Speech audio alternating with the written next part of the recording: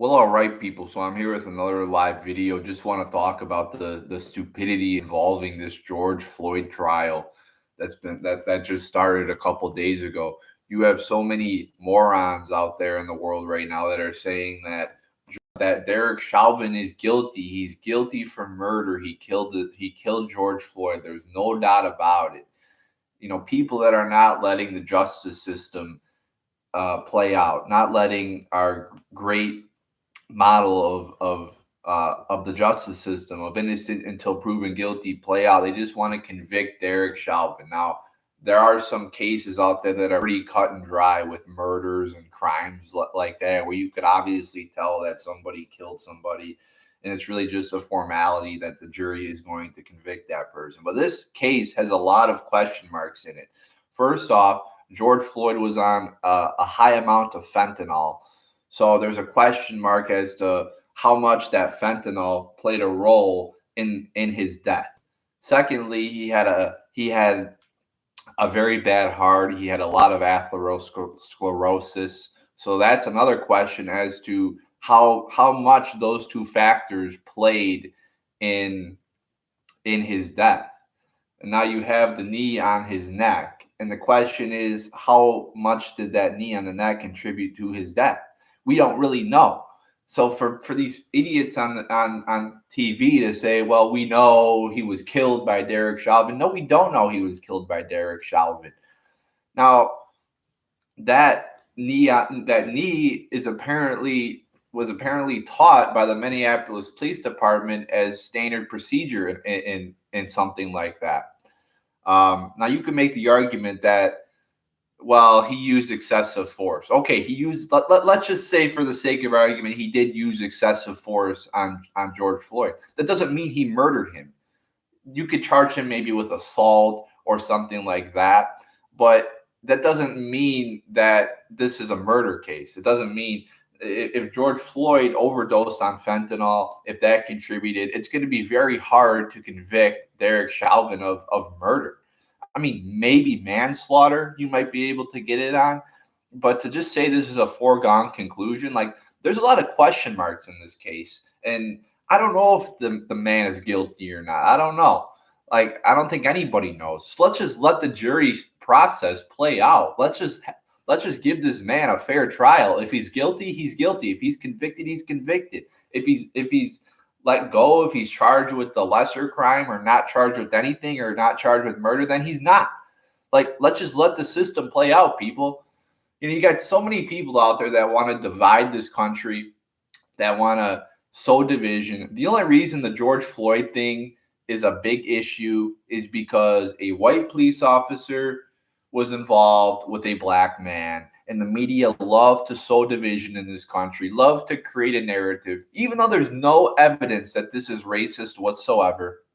They have used this as a thing to promote Black Lives Matter, to promote the lie that police disproportionately target black people when it's less than 25 people, less than 25 unarmed black people are killed by cops on a yearly basis. Less than 25. But it's an existential threat, people. Yeah, let's not focus on the 6,000 or 7,000 black people that are killed by other black people. No, let's just focus on the few unjustifiable homicides by police officers out there. Yeah, because that's the existential threat to black people. It's not single motherhood. It's not single parents. It's not fathers not being involved in the lives. It's not crime. It's not black on black violence. It's not education or school choice. No, it's the couple people that are unjustifiably killed by black people. And you hear people saying, "Oh, this is America's on trial. This is a trial of America." You hear people saying that if Derek Chauvin gets off free, it's just a representation of America's white supremacy. Again, no. This is an individual case, and there's a lot of question marks in this case that, of course, people don't want to talk about. But you have a lot of morons out there in the media that just want to divide this country, just want to promote a false notion, want to demonize the police officers, unless they're talking about January 6th, of course, but they want to demonize the police officers. And And the point I'm just making is there's a lot of question marks in this case. It is not cut and dry.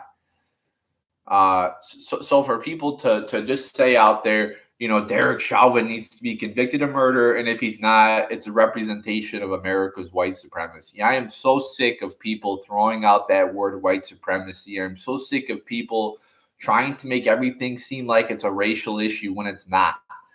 There's no evidence that this is racist. Derek Chauvin happened to be white. George Floyd happened to be black. There's no evidence that Derek Chauvin's a racist, okay, people? So stop trying to make it a racial issue. You see so many people in the media try to do this. Whenever something bad happens to a black person by somebody who's white, they automatically assume it's racist. Just like when that shooting happened a few weeks ago with the Asians. Oh, it's racist, people. They automatically assumed that this person targeted the people because they were Asian, even though there was no evidence to back that up. People go right to the racial aspect to try to sow division in this country. It is very, very sickening. And you hear people say, "Oh, Trump Trump divided this country," or Biden's trying to unite this country. No, it's the media, and it's these people on the left that are that are dividing this country along racial lines. And it's shit like this and you have a lot of morons out there in America that believe it, that don't do research for themselves on issues like this. And that word white supremacy just gets thrown around like it's candy. It gets thrown around all the time. You hear the word racist probably 20 times a day. I mean, it's ridiculous, people. So we'll see what happens with the George Floyd trial. I kind of have a feeling he's going to get off. Not saying I agree with it or disagree with that, but I just think that the jury process needs to play out without a fucking mob outside the courthouse, threatening people and, saying Chauvin needs to be convicted. He needs to be convicted,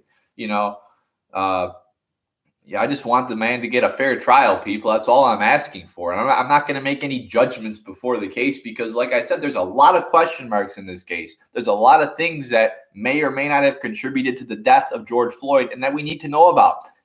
And you see the media, they don't want to talk about this Pakistani immigrant that just got killed by these moron teens a couple of weeks ago because there's no way they could use that to further some agenda of theirs. See, they'll take anecdotal cases of a murder or something bad happening to somebody and use it to further a false notion of white supremacy or gun violence or racism or white supremacy or anything. They'll take anecdotal evidence, but you never hear the overall facts on police brutality or police murders or police homicides or police killings. You never hear the overall facts. You just hear anecdotal cases. Same thing with everything else that the media promotes. Again, so you won't hear anything about the Pakistani immigrant being killed. That's a non-story because they cannot use it to further some white supremacist false notion in this country. That was very terrible, by the way. And that man, unlike George Floyd, was actually a good man, it appeared. I mean, he might have had a criminal history. I don't know, but he seemed like a very nice man, providing for his family, an Uber Eats driver, 66 years old. George Floyd, on the other hand, was a bad guy. I mean, it's really irrelevant to the facts, that George Floyd was a bad guy. It really doesn't matter what he did in his past as it relates to whether he was murdered or not. But the media try to, make it seem like this guy is like the second coming of Jesus or something. Like, no, he was a bad guy. He tried to rob a pregnant woman. He was in jail many times throughout his life. He committed many crimes. He was not a good person. And before his death, the police came there because he was trying to counterfeit a $20 bill. He was high on fentanyl. I mean, not a good person. But that, again, it's irrelevant, but I'm only bringing that up because the media are trying to make it seem like George Floyd was a great person. Somebody commented these dipshits are still crying about Trump. Of course they are.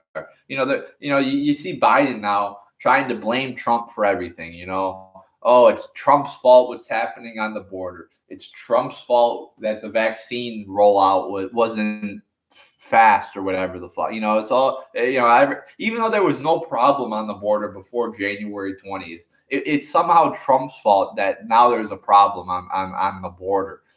Trump left it in chaos or whatever the fuck.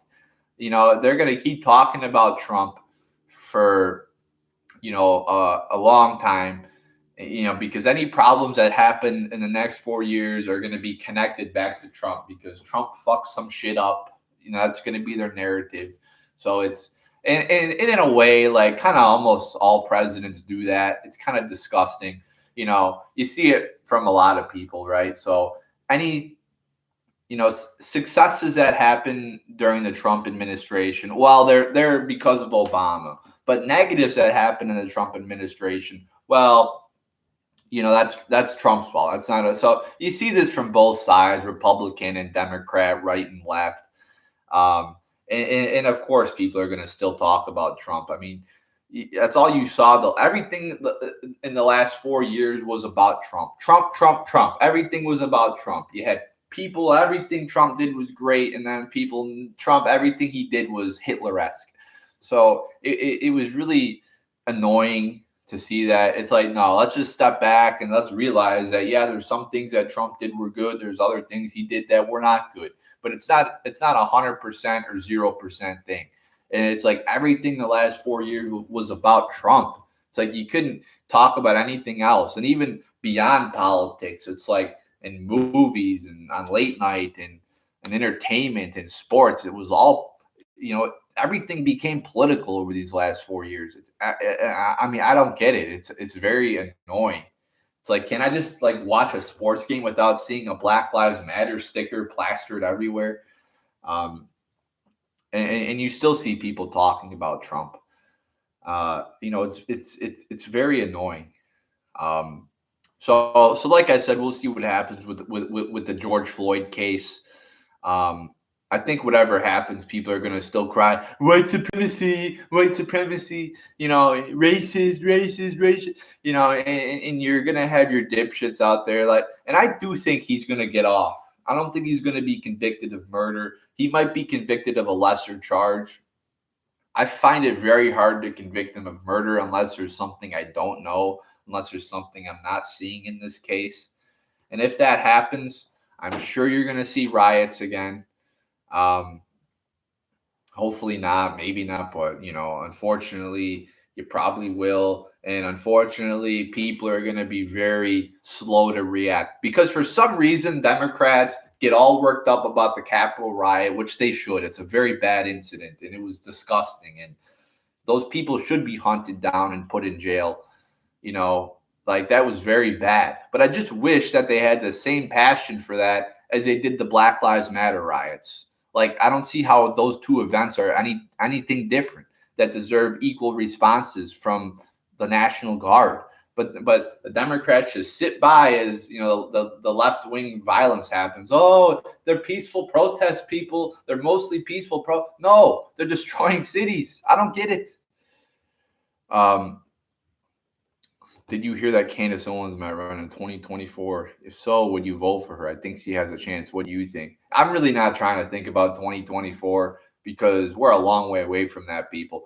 We still got 2022, and we still got the next 2 years here of all Democrats in control of the federal government. So, I mean, I'm not really looking forward to 2024 yet. I mean, I guess it's kind of fun to talk about, but it's like we just had an election, so I'm kind of just sitting back. I mean, I don't really watch Candace Owens that much, to be quite honest with you. I heard she got like this late night kind of talk show on the Daily Wire, which is kind of cringy to me. I don't know. It just seems kind of cringy, seems kind of weird. I don't know, but I mean, I don't have anything against Candace Owens, but I'm just going to wait and see what happens here. Trump, Owens, or even Kanye might be there for 2020. No, not Kanye. I will not. I don't want Kanye running this country. That's for sure. If Trump runs again, he's going to win I don't think there's any doubt about that. If he decides to run, I think he will get the nomination.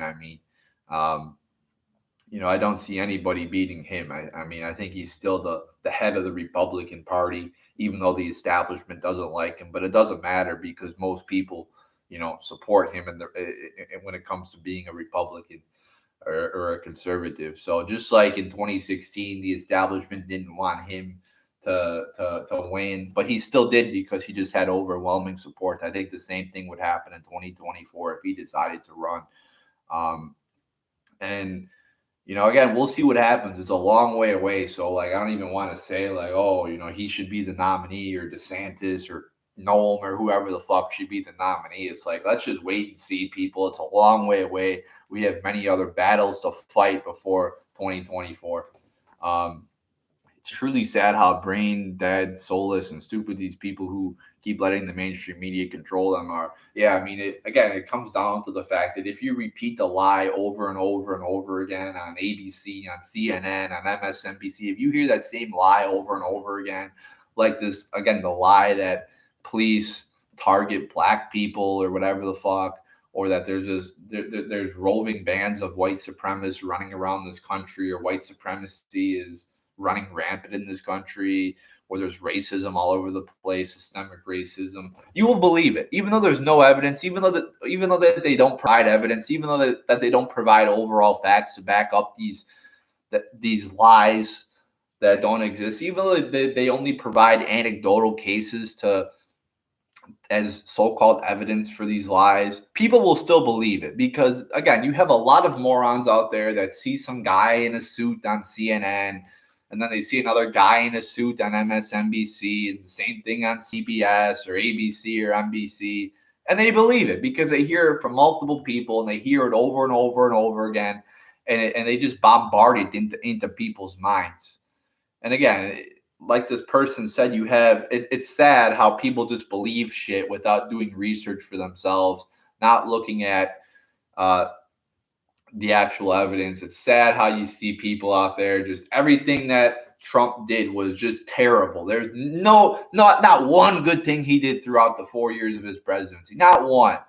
And even on the other side, you see people that will refuse to even criticize Trump on anything. It's sad how people cannot make up their minds for themselves or get so obsessed with Trump that they can never oppose him or agree with him on anything.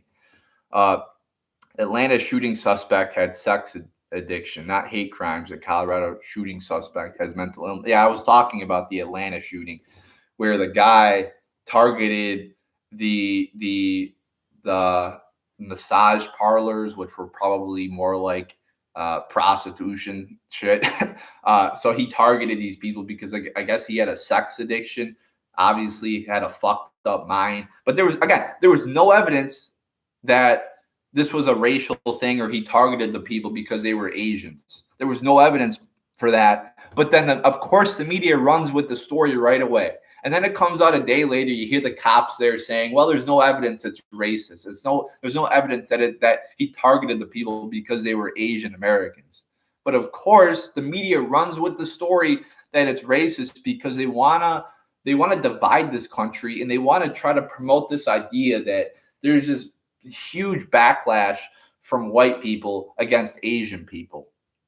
That there's these white supremacists out there that there's this big movement of white people out there targeting Asian people because they want to sow division and they want to put down white people. Yes, that's right. They want to put down white people. I'm going to say it. They want to demonize white people. And again, anytime a white person does something bad to a minority, they blow it up out of proportion and they call it racist, even though there's no evidence. They did it with George Floyd and they did it with the Asian shooting that happened.